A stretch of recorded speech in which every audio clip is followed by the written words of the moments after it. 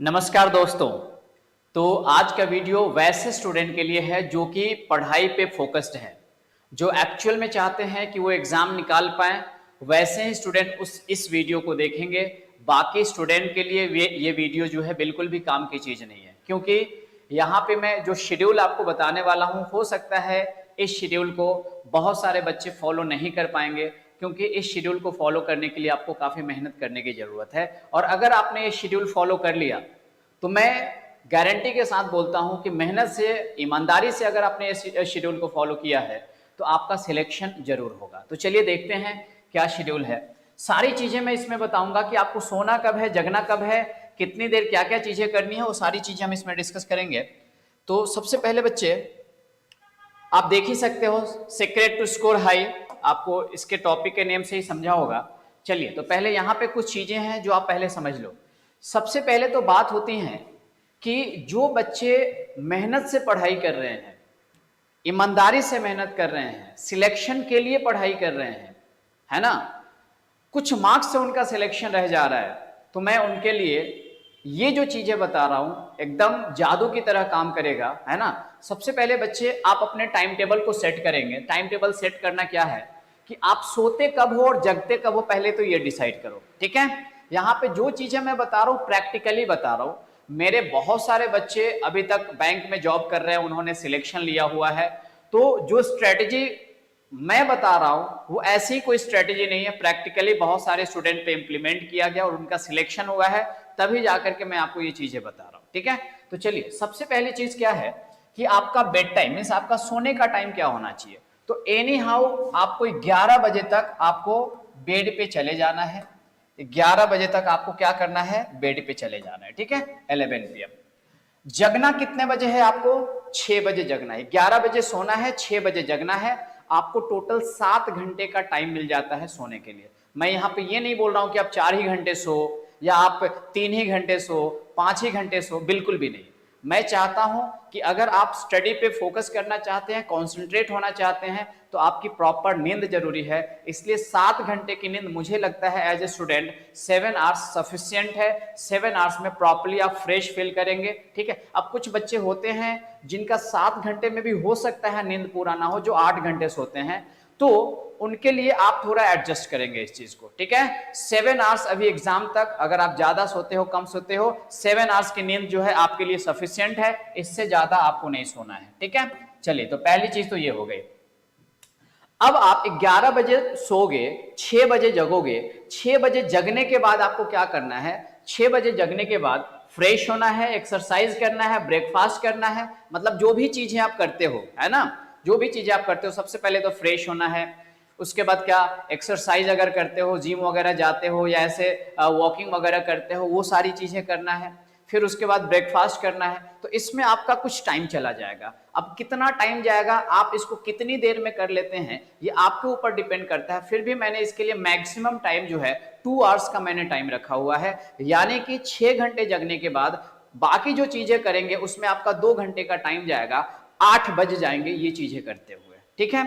अब आपका प्रिपरेशन चालू होगा 8 बजे से। बात समझ में आ रही है। लेकिन उसके पहले मैं कुछ चीजें बता दूं। देखिए, कुछ चीजें ध्यान में रखिएगा। टोटल टाइम की अगर मैं बात करूं तो 24 आवर्स का टाइम होता है पूरा। 24 आवर्स में आप 7 घंटे सोने में लगा दोगे। 7 घंटे सोने के बाद आपके पास 17 आवर्स का टाइम बचता है। 17 आवर्स में मैंने यहां से 3 घंटे ऐसे ही इधर उधर निकाल दिए, चलो 2 घंटे मॉर्निंग में आपके इधर उधर चले गए, और उसके बाद 1 घंटे मैंने और निकाल दिए। थोड़ा पढ़ाई में बीच बीच में आप घूमोगे, फ्रेश होंगे, तो वहां पे 1 घंटे निकल गए।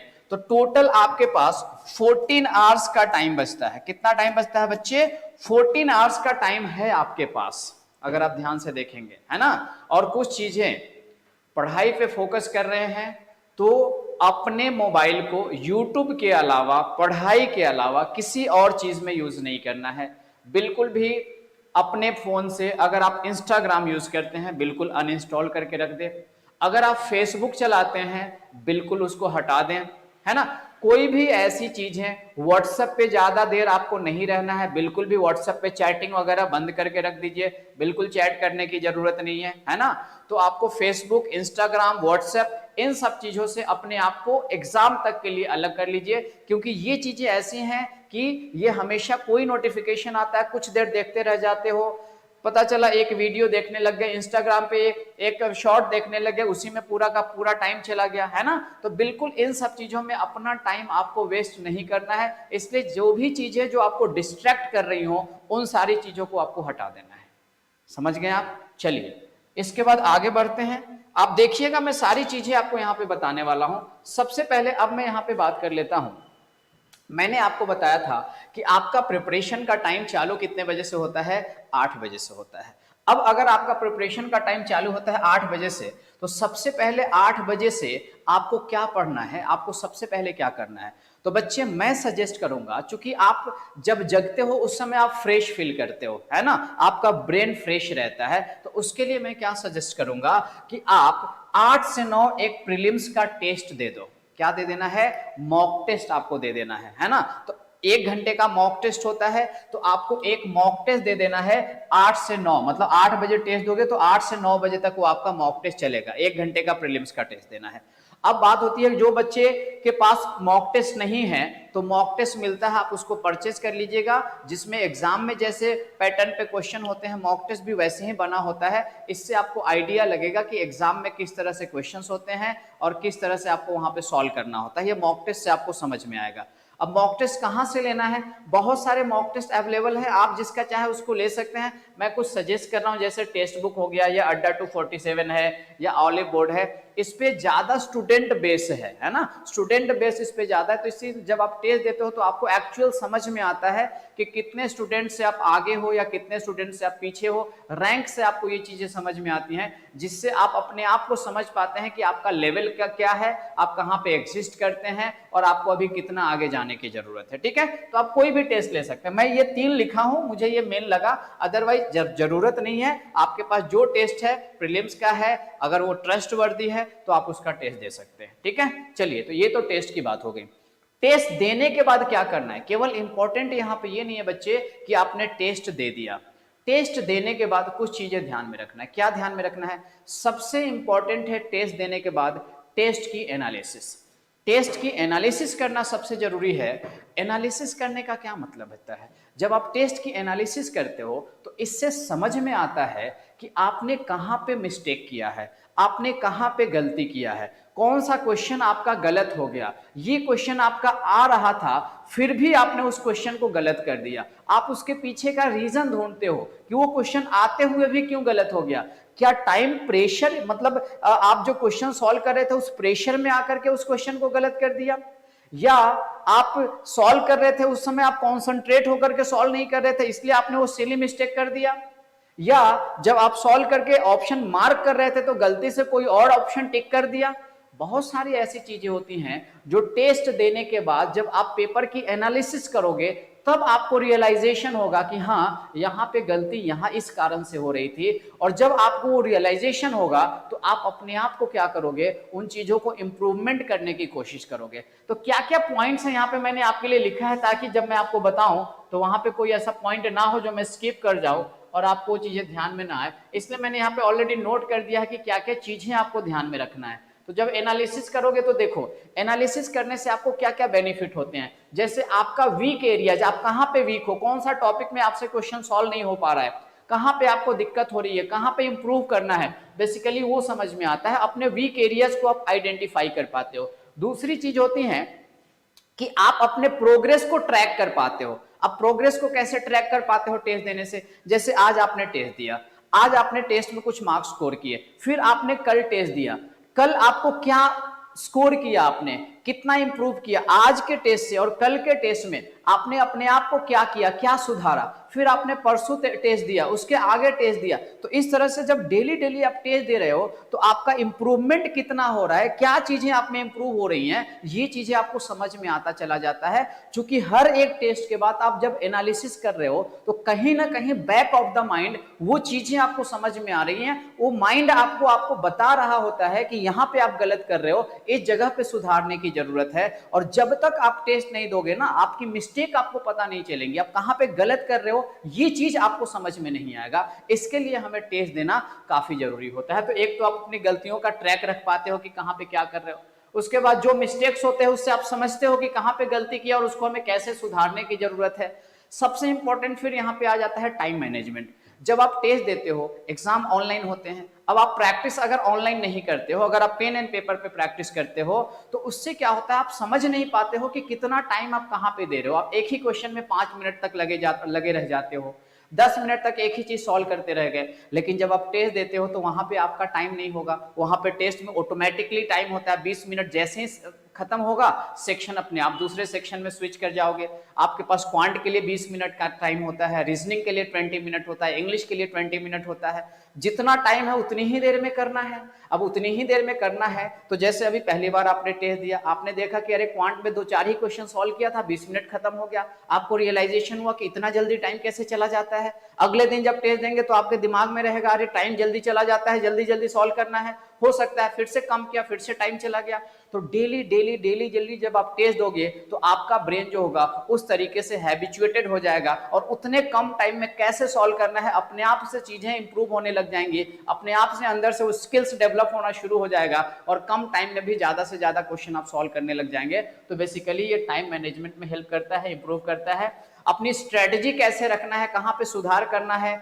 जैसे स्ट्रेटेजी का मतलब हुआ कि जैसे अगर आप क्वांट का सेक्शन सॉल्व कर रहे हो, अब बहुत सारे बच्चे क्या होते हैं, क्वेश्चन नंबर 1 में अगर कोई अरिथमेटिक का क्वेश्चन है उसी में लगे रह गए, उसी को सॉल्व करने लग गए, पता चला 10 मिनट वहीं पे चला गया। अब बचा 10 मिनट, उसमें अब क्या कर लोगे, उसमें भी कहीं पे फंस जाते हैं, है ना। तो शुरू शुरू में इस तरह की आपसे मिस्टेक्स होंगे। जब आप टेस्ट दोगे ना, अगर पहली बार टेस्ट देना जाओगे, अगर अभी तक नहीं दिए हो, तो इस तरह की गलतियां होती हैं। इसलिए ये बेसिकली क्या करता है, आपकी स्ट्रेटजी, जैसे आपको पहले से स्ट्रेटजी बना करके रखना है। जैसे मैंने एक स्ट्रेटजी के ऊपर क्वांट का क्या स्ट्रेटजी होना चाहिए, आप डिस्क्रिप्शन में जाना, मैंने वहां पे क्वांट की स्ट्रेटजी का एक वीडियो बनाया हुआ है, लिंक आपका डिस्क्रिप्शन में होगा, जा करके इस वीडियो को देखो, समझ में आएगा कि क्वांट में आपकी स्ट्रेटजी क्या रखना है, पहले क्या सॉल्व करना है। तो वो सारी चीजें डिटेल में मैंने वहां बताया हुआ है, ठीक है। तो वो वीडियो जाकर के आप जरूर देखिएगा, ठीक है। तो बेसिकली आपकी स्ट्रेटजी को इंप्रूव करने में हेल्प करता है। उसके बाद एनालाइज कैसे करना है, जब आप मॉक टेस्ट देते हो तो एनालाइज कैसे करोगे। तो एनालाइज करने के लिए बेसिकली क्या है, सारे क्वेश्चंस को एक बार देखिए, रिव्यू कीजिए। जैसे आपने टेस्ट सबमिट कर दिया, टेस्ट के बाद जब आपने टेस्ट को सबमिट किया तो उसके बाद क्या क्या क्वेश्चन, कितने क्वेश्चन गलत हुए हैं, कितने क्वेश्चन सही हुए हैं, आपको कितने मार्क्स मिले, आपकी कितनी रैंकिंग आई, ये सब वहां पे पता चल जाता है। अब पेपर एक बार सबमिट करने के बाद आपको क्या करना है, फिर से सारे क्वेश्चन को देखने हैं, जो क्वेश्चन आपने सॉल्व किया, जो सही है जो गलत है, सबको एक एक बार देखना है। कहां पे आपने ज्यादा टाइम लगा दिया, कहां पे आपने कम टाइम लगाया, किस क्वेश्चन में आपको कम लगाना चाहिए था, जहां पे आप फंसे रह गए, जहां पे नहीं टाइम उतना देना चाहिए था। ये सारी चीजें वहां से समझ में आएंगे और अपने आप को इंप्रूव करने की कोशिश करिए। हर एक टेस्ट के बाद आपने क्या सीखा उस टेस्ट से, इसको अपने दिमाग में बिठाने की कोशिश करना है। और मैं सजेस्ट करूंगा कि आप एक नोटबुक रखो, टेस्ट के नेम से ही एक नोटबुक बना लो, जिसमें हर एक टेस्ट देने के बाद आप क्या चीजें सीख रहे हो वो चीजें वहां पे नोट करके रखना है, क्या इंप्रूव करना है अगली टेस्ट में वो चीजें वहां पे नोट करके रखना है। इस तरह से अगर आप डेली डेली ये सारी चीजें करते जाएंगे तो दोस्तों आपको ये चीज समझ में आएगा कि कुछ टाइम के बाद आप कितना आगे चले गए हो और कितना आपने अपने आप को में इंप्रूवमेंट किया हुआ है। इतनी सी बात समझ में आ गई। इसलिए टेस्ट काफी जरूरी होता है। लेकिन जो बच्चे बिल्कुल शुरू है, अभी उन्होंने कुछ पढ़ा भी नहीं है, तो उनके लिए टेस्ट अभी फायदेमंद नहीं होगा, क्योंकि आपने तो पढ़ा ही नहीं है। इसलिए अगर आपने पढ़ा नहीं है तो पहले टॉपिक कंप्लीट कर लीजिए और उसके बाद टेस्ट के ऊपर आइएगा। लेकिन जो बच्चे पढ़ चुके हैं, 70-80% भी पोर्शन उनका कवर हो चुका है, तो टेस्ट देना आप शुरू कर सकते हैं। पूरा 100% सिलेबस कवर होने का वेट मत कीजिए। टेस्ट अलग हो जाता है, पढ़ाई अलग हो जाता है। जब आप टेस्ट देते हो तो टेस्ट से भी चीजें सीख रहे हो, है ना। अब टेस्ट से कैसे चीजें सीखोगे, जैसे आपने टेस्ट दिया तो वहां पे मैथ्स होता है, रीजनिंग होता है, इंग्लिश होता है, तो उसके एनालिसिस में उसके भी तो क्वेश्चन सॉल्व करोगे। मैथ्स में आप देखोगे कि क्या क्या गलत हुआ है, सिंप्लीफिकेशन में क्या गलत हुआ, नंबर सीरीज में क्या गलत हुआ, अरिथमेटिक में क्या गलत हुआ, तो सारे क्वेश्चन आप फिर से सॉल्व करेंगे तो बेसिकली वहां से सीख ही तो रहे हैं, वो भी आपकी प्रैक्टिस ही तो हो रही है। तो टेस्ट केवल टेस्ट के लिए नहीं देना है, एनालिसिस में उन सारी चीजों को सीखना भी है और इम्प्रूव भी करना है। रीजनिंग में भी वही है, रीजनिंग में जो जो चीजें गलत किया है उसको सीखेंगे और बाकी जितने क्वेश्चन अटेम्प्ट नहीं किए थे उसको भी सॉल्व करेंगे, जैसे कोडिंग डिकोडिंग, सिलॉग हो गया, सिटिंग अरेंजमेंट हो गया, पजल हो गया, तो सारी चीजें सॉल्व करेंगे। सेम चीजें आपकी इंग्लिश के साथ भी होती हैं। बात समझ रहे हैं? यही चीज आपके काम की चीज है, तो इसलिए बिल्कुल भी सिंसियरली इन चीजों को सुना कीजिए, समझा कीजिए और इसको इंप्लीमेंट कीजिए और इंप्रूव करने की कोशिश कीजिए। कौन कौन बच्चा इन चीजों को कर रहा है मुझे कमेंट सेक्शन में अपना कमेंट करके बताओ कि हम ये चीजें फॉलो करते हैं। ठीक है, चलो अब हम आ जाते हैं बच्चे मैथ्स के ऊपर। ठीक है, अब यहाँ पे देखो मैंने टाइम बताया हुआ है कि मैथ्स डेली बेसिस पे आपको 4 घंटे पढ़ने हैं। ये पर्सन टू पर्सन वेरी हो सकता है, अगर किसी बच्चे का मैथ स्ट्रांग है उसको आता है तो कम भी टाइम देगा तो चलेगा, लेकिन मुझे लगता है कि जितने भी सब्जेक्ट हैं मैथ्स, रीजनिंग और इंग्लिश आपके प्रीलिम्स के एग्जाम में सबसे ज्यादा टाइम आपको मैथ्स में ही देना चाहिए, क्योंकि मैथ्स ही एक ऐसा सब्जेक्ट होता है जिसमें सोचने में टाइम जाता है, समझने में टाइम जाता है। ये चीजें हर बच्चे के लिए जनरली मैक्सिमम बच्चे तो मैं बोल ही सकता हूँ, कुछ बच्चे ऐसे होते हैं जिनका मैथ्स स्ट्रांग होता है, अदरवाइज मैक्सिमम बच्चों का मैथ्स वीक होता है। इसलिए एज कंपेयर टू जितने भी बाकी सब्जेक्ट हैं मैथ्स, रीजनिंग और इंग्लिश, उसमें मैं मैथ्स पे ज्यादा आपको बोलूंगा कि आप वहां पे टाइम दिया कीजिए। ठीक है, अब देखो इसमें 3 सेक्शन में मैंने बांटा हुआ है। एक होता है आपका स्पीड मैथ्स का पार्ट, स्पीड मैथ्स में सिंप्लीफिकेशन, नंबर सीरीज, क्वाड्रेटिक और स्क्वायर क्यूब टेबल, ये सारी चीजें आ जाती है। मैं चाहूंगा डेली बेसिस पे सिंप्लीफिकेशन के 20 क्वेश्चन करो, नंबर सीरीज के 20 क्वेश्चन करो और क्वाड्रेटिक के 10 क्वेश्चन करो, ये डेली आपका टारगेट होना चाहिए। ठीक है, अच्छा अब आपके मन में आ रहा होगा कि सर आप ये तो बता रहे हो कि डेली करना चाहिए, करना कहां से है? तो करना है आपको पीवाईक्यू। पीवाईक्यू का मतलब क्या हुआ? अभी बच्चे आप इधर उधर के क्वेश्चन बिल्कुल भी नहीं करेंगे, किसी पीडीएफ कुछ नहीं, इधर उधर से कुछ भी नहीं लेना है। जो भी क्वेश्चन की प्रैक्टिस आप करेंगे ये सब पीवाईक्यू से होना चाहिए, प्रीवियस ईयर्स क्वेश्चन से होना चाहिए। प्रीवियस ईयर्स क्वेश्चन कहां से लोगे? किरण पब्लिकेशन की प्रीवियस ईयर्स की बुक आती है, या कोई भी पब्लिकेशन का जिसमें मेमोरी बेस्ड पेपर पीछे के कुछ साल का, 3 साल 4 साल तक का पेपर हो, वो बुक खरीदो और वहां पे टॉपिक वाइज, जैसे सिंप्लीफिकेशन का है पूछा गया एग्जाम में क्वेश्चन, उसके 20 क्वेश्चन करो, नंबर सीरीज के करो, क्वाड्रेटिक के करो, वहीं से करो, पूछा हुआ क्वेश्चन से सॉल्व करो। इधर उधर के क्वेश्चन की प्रैक्टिस अभी नहीं करनी है, मैं अभी की चीज बता रहा हूं, अभी जो एग्जाम आ रहा है उसके लिए। ठीक है, इसी तरह से अरिथमेटिक के क्वेश्चन को सॉल्व करना है, जो जो इंपॉर्टेंट जो क्वेश्चन पूछे गए उस सारे टॉपिक से अरिथमेटिक के क्वेश्चन सॉल्व करिए। उसके बाद आपको डेटा इंटरप्रिटेशन का 3-4 सेट सॉल्व करना है, ये भी कहां से करना है? प्रीवियस ईयर्स क्वेश्चन से ही करना है। जितनी चीजें बता रहा हूं ये सब प्रीवियस ईयर्स क्वेश्चन से करना है।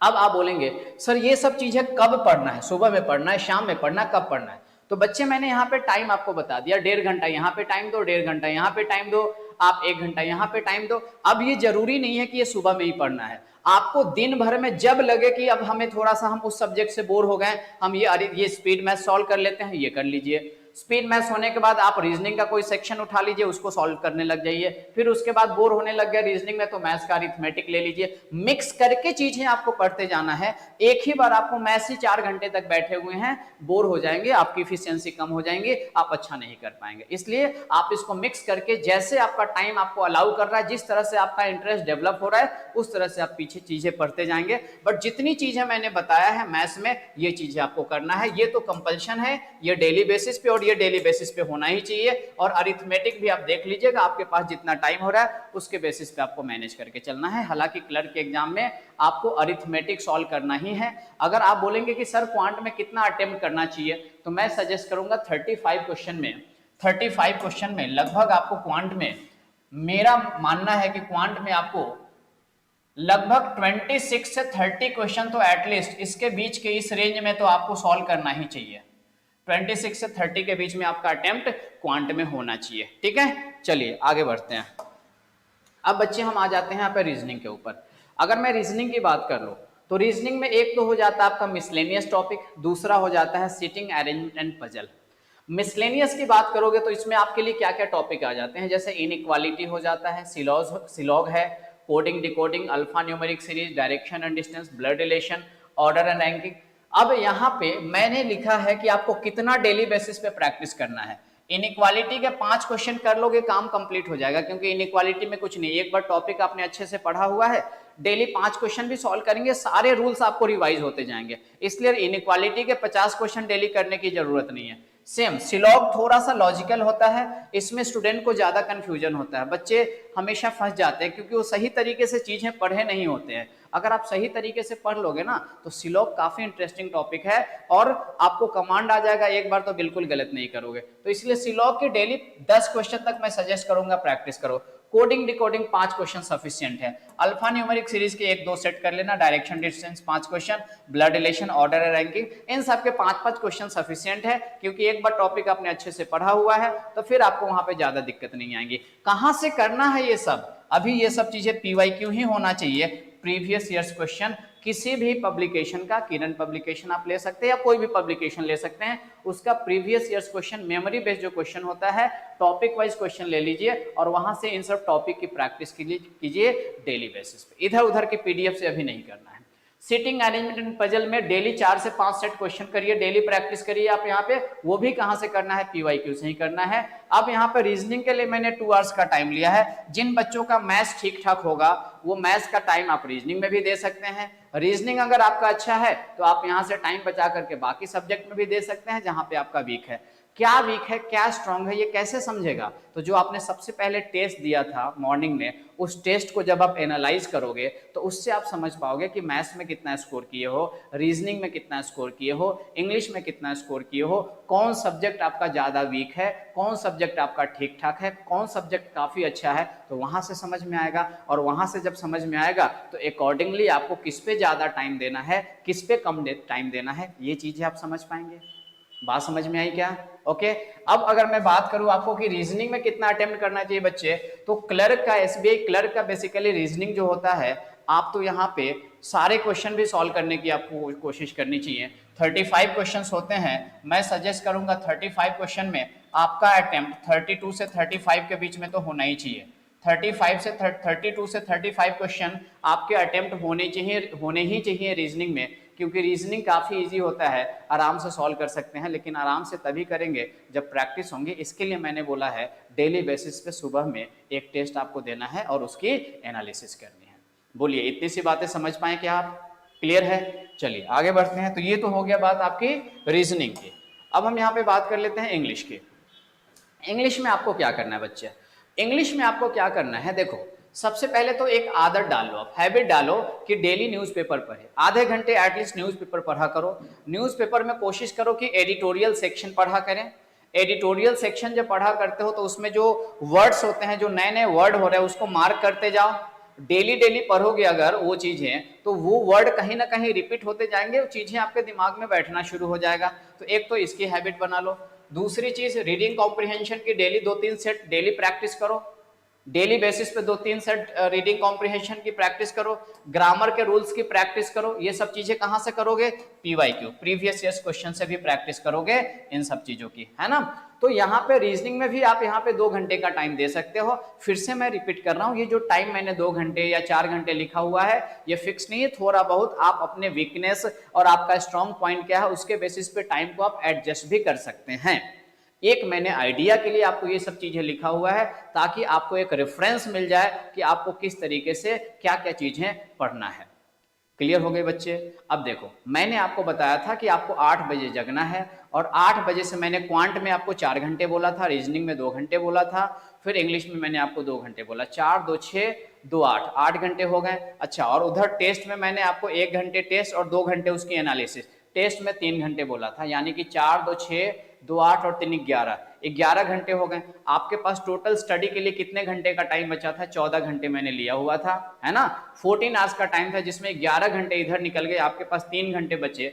जो बच्चे, उनको ऐसा लगता है कि टेस्ट में काफी अच्छा खासा वो परफॉर्मेंस कर पा रहे हैं, काफी अच्छा खासा मार्क्स ला पा रहे हैं, तो उनको मेंस के लिए भी फोकस करना पड़ेगा। तो बच्चे, अगर आपकी प्रीलिम्स काफी अच्छी खासी हैं और आप अच्छा खासा स्कोर कर रहे हो, तो थोड़ा सा इसमें कम टाइम देकर के, जहां पे जैसे स्पीड मैथ्स वगैरह के पार्ट को कम देकर के आप अरिथमेटिक पे ज्यादा फोकस कर सकते हैं, रीजनिंग में सिटिंग अरेंजमेंट पजल पे ज्यादा फोकस कर सकते हैं, और साथ ही साथ current affairs and banking awareness के लेक्चर जो हैं अभी से आप उसकी प्रैक्टिस करते रहिएगा। ताकि जब आपका रिजल्ट आ जाए तो आपको ऐसा ना लगे कि आपने करंट अफेयर्स में कुछ पढ़ा ही नहीं है, बैंकिंग अवेयरनेस, फाइनेंशियल अवेयरनेस, ये सारी चीज़ें कुछ पढ़ा ही नहीं है, तो फिर आप उतना जल्दी नहीं कर पाएंगे। इसलिए आप इसकी प्रैक्टिस अभी से ही करते रहेंगे। इतनी सी बात क्लियर हो गई। तो मुझे लगता है बच्चों कि मैंने आपको जो चीज़ें मुझे समझाना था मैं आपको समझा पाया हूँ। तो एक बार इस स्ट्रेटजी को फॉलो कीजिए। मुझे बताइएगा कि कितने बच्चों को लगा कि वो इस स्ट्रेटजी को फॉलो कर सकते हैं, इस टाइम टेबल को फॉलो कर सकते हैं, या आपको क्या लगता है ये चीज़ें फॉलो नहीं किया जा सकता है।